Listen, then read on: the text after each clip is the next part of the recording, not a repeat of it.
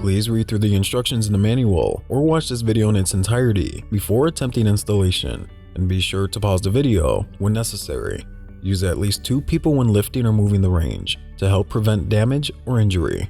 Dual fuel gas range installation and service must be performed by an authorized licensed installer, service agency, or the gas supplier. For your safety, never handle, perform, service, or attempt to install any gas connections or gas lines yourself. Make sure the installer understands that the installation requires both gas and electrical connections before beginning the installation. Don't forget to remove all packaging materials that came with your dual fuel range. The following tools are required. First, connect the range to the gas supply line. The gas range cooktop ships with the nozzle set up for natural gas, but it can be converted to LP gas if needed. The LP conversion kit, including the required parts and instructions, can be found attached to the back of the oven. The dual fuel range is equipped with both a gas cooktop, an electric oven, and the pressure regulator on the back of the range sits at a 45-degree angle. You may require additional clearance behind the range to accommodate both a 240-volt electrical outlet and a gas supply line to the angled pressure regulator. Once the range is connected to gas, connect the power cord. Check the 240-volt outlet in your kitchen to determine whether you need to purchase a 3-wire or 4-wire power cord for the range. Electric range connection kits can be purchased at most local home improvement stores. If necessary, check local electrical codes for further information. If you are renovating or building a new home, have the range electrical outlet installed 6 inches from the floor and 6 inches from the right side cabinet. Pull the range far enough out of the cavity so the range back is accessible and you have enough room to install the power cord. Turn off the power connecting to the oven range outlet. Power cord connection instructions can also be found on the back of the range. If your home was built after 1996, you will probably require the 4-wire electrical connection. For older homes with the 3-wire connection, the steps are the same except for how the terminal block connections are made. And remove the access panel cover.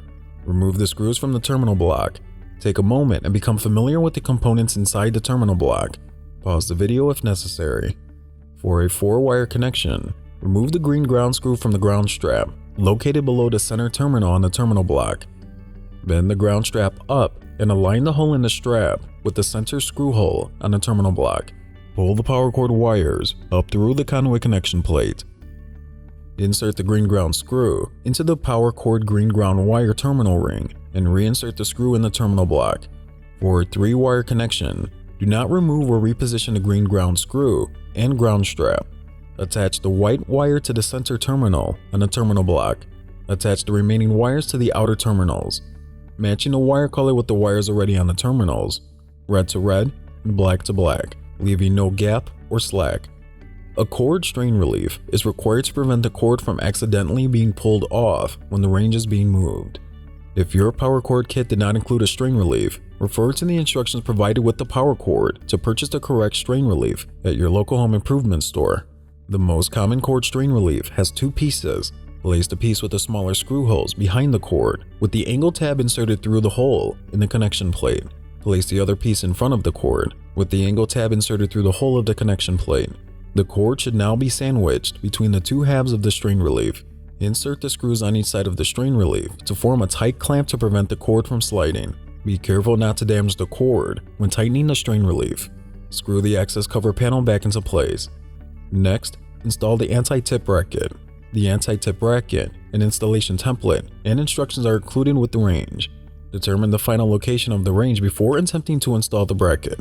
Place the bracket on the floor with the bracket edge against the rear wall. If the range does not reach the rear wall, align the back edge of the bracket with the rear panel of the range in its final location. The anti-tip bracket must be screwed to the floor or rear wall. To install onto wood floors, use the screws provided to secure the bracket using the pair of marked holes.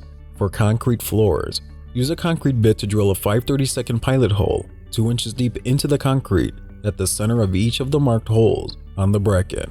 Use the screws provided to secure the bracket into the floor. For rear wall installation, use the 2 screws provided to secure the bracket using the pair of marked holes at the LOC-C location, as shown here. The screws must enter into a wood sill plate. If the wall contains any metal studs or similar materials, then the floor must be used. If you prefer, have your installer mount the anti-tip bracket as well. You can now plug in your unit and turn on the power that connects to your range. The control panel will illuminate and a tone will sound. The clock must be set to the correct time of day in order for the automatic oven timing functions to work properly. Press and hold cook time for 3 seconds. CLO will appear in the display. Press plus or minus on the control panel to select your desired time. Press start to accept the change. Before pushing the range fully into the cavity, use a wrench to adjust the height of the front and rear legs so that the height of the cooktop matches the height of the countertops. To raise or lower the legs, turn the legs clockwise or counterclockwise. Slide the unit into position and adjust the front legs as necessary to level the unit. Assemble the surface burners and caps. Align and pass the spark igniter through the hole of the appropriate size surface burner. Place the appropriate size cap over each surface burner. Seat the burner caps correctly or you may experience uneven flames and/or poor ignition. To ignite each burner, turn the knob position to light. You will hear a clicking sound and the flames will appear. Ignite each burner and make sure the flames are even all the way around. If the flames are uneven, turn off the burners. Wait for the burners to cool. For safety, wear heat-resistant gloves while readjusting the burner caps. Once the burners are seated, set the grates on the cooktop. Then adjust the oven racks to the desired positions. When first operating your new dual-fuel range oven, you may notice a smoky odor. This is normal for a new oven and will dissipate over time. To help speed up the process, run a self-clean cycle for a minimum of 2 hours before using the oven. Please watch our video on using self-clean for further details and thorough instructions. If there is a gap between the range and back wall, use the rear filler kit provided. Using a screwdriver, remove the upper 4 screws that attach the rear bracket. Loosen the 2 screws on the side of the bracket. Place the filler on the rear bracket as shown. Tighten the outer screws and insert the screws that was previously removed at each end of the filler. With 2 screws left over, set them aside with the instructions for future use. You are now ready to use your new dual fuel range oven.